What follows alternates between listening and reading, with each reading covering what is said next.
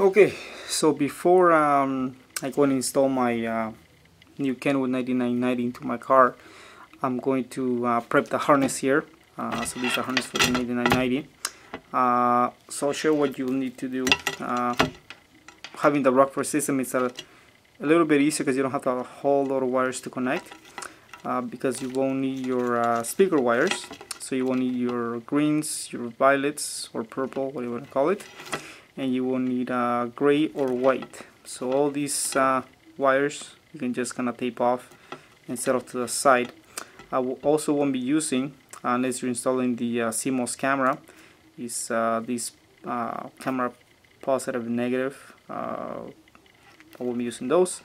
I'll be using the remote control. I won't be using the relays or the mute button or the power antenna. So this one's here, you can just kind of tape off and set off to the side. What you'll be using obviously is your constant, your 12 volt. You'll be using your illumination, your amplifier turn on, and your accessory, and obviously your ground wire. I'll also be using the park brake, so that you can obviously watch videos while you're driving, and you'll also be using your or I'll be using the reverse camera turn on. So let's just to the side, and obviously if you have the rockford, you'll need the bypass, and this is the one you'll be using. This is the Mito 02 by Metra. So on the one side of it, once you plug in, you'll have the two plugs that go into the your factory, your OEM plugs into the harnesses. So just plug those in. On the other side of it, you'll have your RCAs. Obviously, we got the aftermarket. You can go straight to your head unit for this one, so front and rear.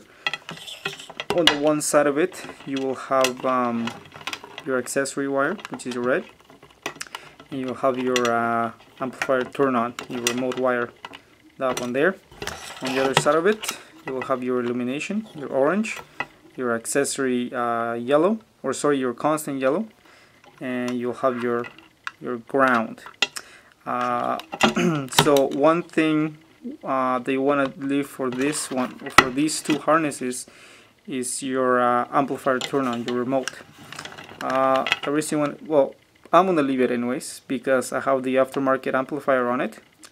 So I'll need to use this one along with the one for the harness for the main head unit, because basically what I'll have to do is put these two together plus the one from the amplifier. So basically what I'll need to do is make it to Y, so combine the three of them, not just the two. Otherwise you won't have any power going out to your aftermarket amp, or in my case, if you don't, then you don't. So I'll start soldering these wires up and we'll go from there. Okay, so now that I've hooked up all my power wires and whatnot, it's a little bit messy, simply because again they put, you know, all of the accessory wire on the one side of the harness along with the RCAs, along with the amplifier turn on. They put the other ones on the other side, which, you know, kind of makes it hard to keep it clean, but I tried as best I can. So what I did was I soldered on, like, most of the wires on the side of the RCAs here. That way it can be right to the head unit. This is the main power wire, of course, and you'll have your RCAs going straight to the back of the navigation unit, and then of course on the other side of it you'll have your two plugs for your factory harnesses, so that way they go straight out there, they go straight to the front, that way you're not gonna crisscross and whatnot. So right now I kind of taped some of this as much as I could, just to keep it nice and clean. These were the ones I won't be using from the main power harness. These two I'll leave there. So I'll just kind of clean up a little bit, and we'll take it out to the car and start plugging things in. And then, but before I do that, what I'll do is I'll get the unit out and put the brackets from the original radio on there, so that way we can just screw it on as soon as we're done with it. So let's I'll get that and we'll go from there.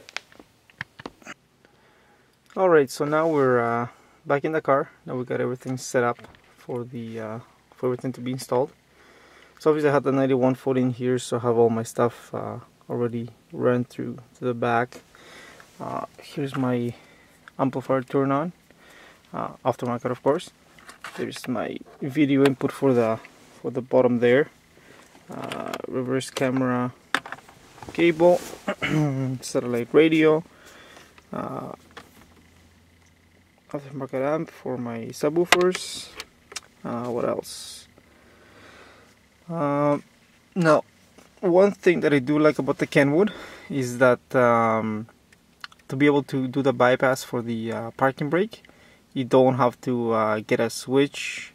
You don't have to mess with the harness, moving pins around. I know some of the Pioneers you have to do that, but this one's fairly simple. You basically grab the wire that for the parking brake, which I believe, let me see here, it's this one here, this green one, and all you do is ground it. So what I did on the previous one is this little hole right here in this bracket. That's where I grounded mine. So I just use a self-tapping screw and I grounded the harness to that, and that gave me a bypass. Here's my GPS antenna. I want to use the same one. I don't take this one out, just replace it. Should work just fine. What I also did on this one is the GPS puck, if I can show you guys here, is right there. That's the one there, so you can see it's this one here. So I just put it in there between the vent, I believe that is, and the top of the dash. It's on there pretty good. I use some silicone, that's the white stuff at the bottom, to make it stick right on there. And so basically where it sits is about here on the dash. As you can see, it'll have a nice clear view of the sky, so I never have issues with it not getting enough signal or anything. It's always worked pretty good. Even usually inside buildings it works fairly good as well. So that's that. There's your two harnesses from the factory. And yeah, so what I'll do is actually, one other thing I forgot to mention probably last time was this is the old iPod iPhone cable. So this is for your audio, that's for your video, and of course the USB to charge. So obviously this one they changed it, so now on the back of it here, for this one here, it's a single one, so you'll need the one cable that has the three stripes on it. This one's right here, so one will be left, one right, and one for your video. I'm gonna give this one a shot and see if it kind of works until I get the new one. Or if it works, I might just keep it and use it that way. Usually don't watch videos of my iPhone, so yeah, we'll give that a shot and see if that works. If not, maybe I'll have to really replace it. But anyway, I'll start putting things in here and we'll get going. Alright, so I finished up all my connections here. So there's the grounding for the bypass for the parking brake. There's my reverse camera, which I previously had installed my previous one, so there it goes. There's the rear cam. There's also all the audio video in or output I will be using, but there is the input. That's the one that goes on behind down there.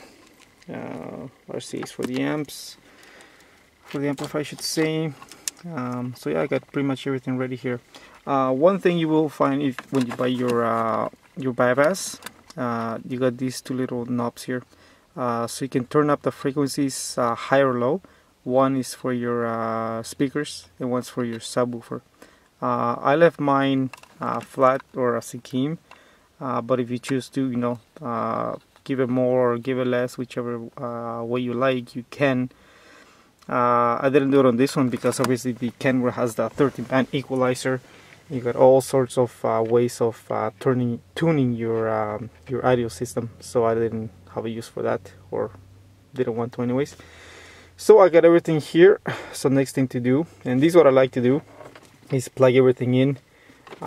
Make sure I have, you know, plenty of slack on the harnesses and wires and whatnot prior to installing the hay unit. Simply, if you gotta pull it off to add an accessory or whatever the case may be, you're not having to have a little bit of room to try to, you know, wiggle things off and pull things off harnesses and whatnot. So that's what I like to do.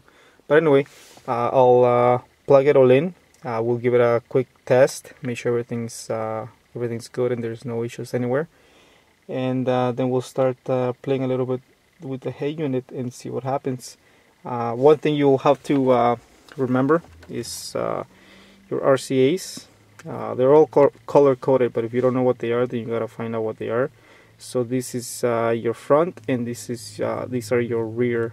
I believe this is your, let me see the manual here, just because I forget. The white is your left, your right for your front, and then you got your green left for the rear, and your violet or purple for the right rear. So those are the two, and yeah, so I'm gonna plug this all these harnesses in, and as you can see, you got some room back there. So all this will just, I'm gonna neatly, or as best as I can, try to tuck it in there so it's not in the way or anything. So yeah, I'll plug it all in and we'll give it a quick test. Okay, so I got everything plugged in. So now it's boot it up, and well, I guess we should do this. Let's so you can kind of see how long it'll take for it to boot up. Let me get my phone here and we'll see how long it takes. I know the last one was a little bit slow, the 9140. So let's see how this one works. Alright, so let's hit this and let's see how long it takes. Got my timer going here. Oh look, under 3 seconds. Here we have the splash screen, and it's how long it takes to boot up to get your the first commands of how to set it up. There are 18 seconds for that, so that's not it's not bad at all. 18 seconds for this. So we'll so these are your initial settings here.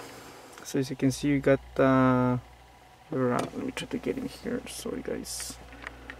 So you got your language, you got your angle, iPod audio video interface, you got color.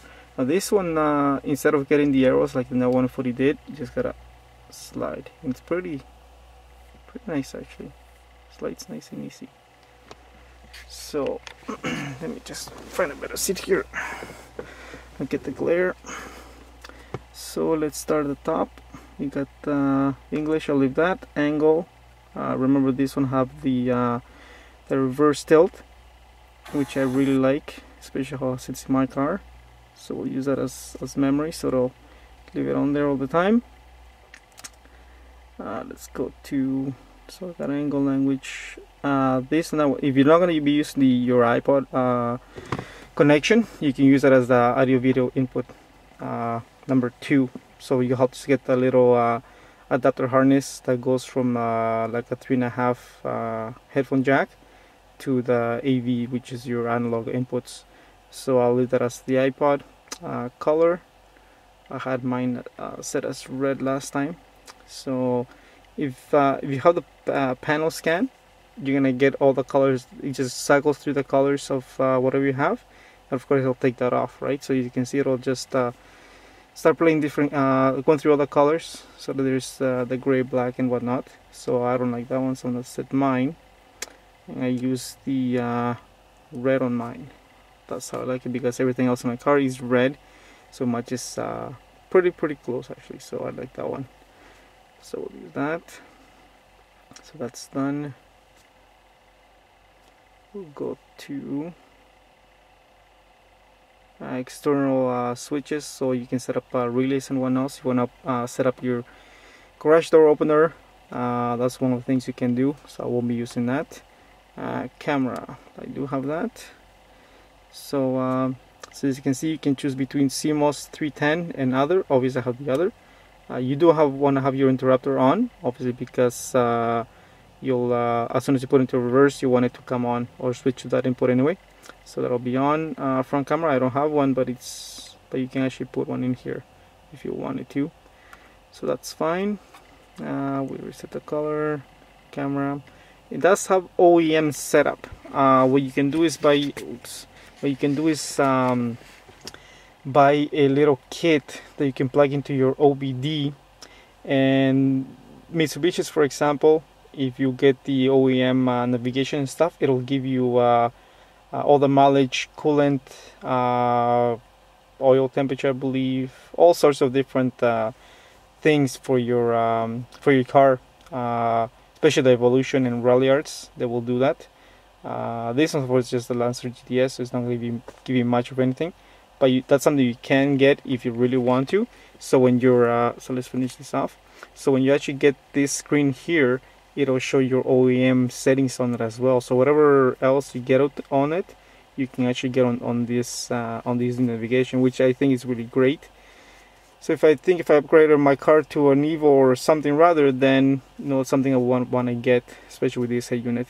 So now as you can see, the screen's already boot up. So this one's all touchscreen. You're not going to be using too much of the arrows.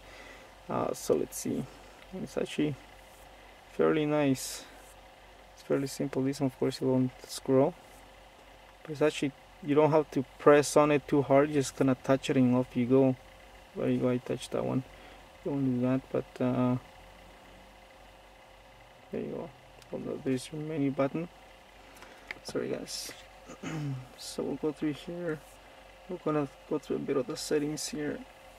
What you can do with this one as well, if you've seen previous videos, is let's say, for example, I usually don't use the DVD CD slash, so I usually use my phone for my music. So you slide that up and it switches over.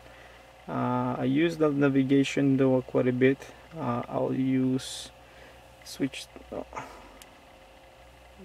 this one over. And phone I don't quite use all that much either. Probably using more of Bluetooth and whatnot. So there, right now, so let's try the radio. So it won't say tuner anymore, you just have your AHA radio.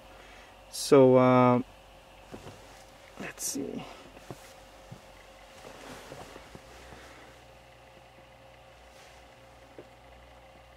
Of course, was it AHA radio? Hang on 1 second.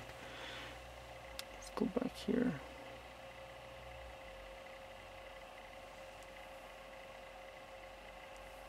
Or sorry, HD radio. That's what it's under now. It's not under tuner. So that right now, of course, it's not showing anything. So let's go back here. My husband Ener. Actually, I don't like that station here. Let's go to that one. $24. Choose 4 of 1 or any of all 4. So you can hear What's it's your favorite combination? Get any 4 for that's another difference here. The previous one I give you the volume at or just show you the number.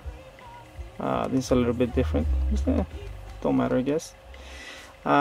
So another difference I've already seen is with the radio here. The previous one only give you 3, so you have to choose artists or what it wanted to show you. This one shows you up almost everything here. You just have to scroll down, it'll show you everything. Of course, you can tag whatever songs you want for your iTunes. So it sees, so it gives you all the information that you want to know at the bottom here. I don't know if you can change these ones, or no, it doesn't seem like you can change those. But there's your radio on it already. Of course, you can. This is the list that you have, like pretty much your presets. You have to kind of go change that as you would like. So so that's your tuner there. Let's go back to menu. Obviously, I have nothing else plugged in right now, but actually, let's go to setup. Let's set up our stuff here. So there's you have your system, of course. So it'll go back to user interface, touch, security, setup memory, Let's go to touch. Let's see what it has for this. I guess you can, it's for calibrating your touchscreen here, and there you go. Security, you can set up a password for, I believe, which I'm not gonna do right now. But set up memory. I guess what's user interface. The beeps are on. The remote sensor. Language we already did. Text scroll auto, once manual. Animation on, secondary on. I have to go through the manual to see what they're for. What else here?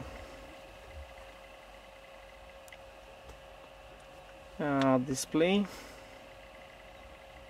So there's your angle, color, and background. So let's go background here actually.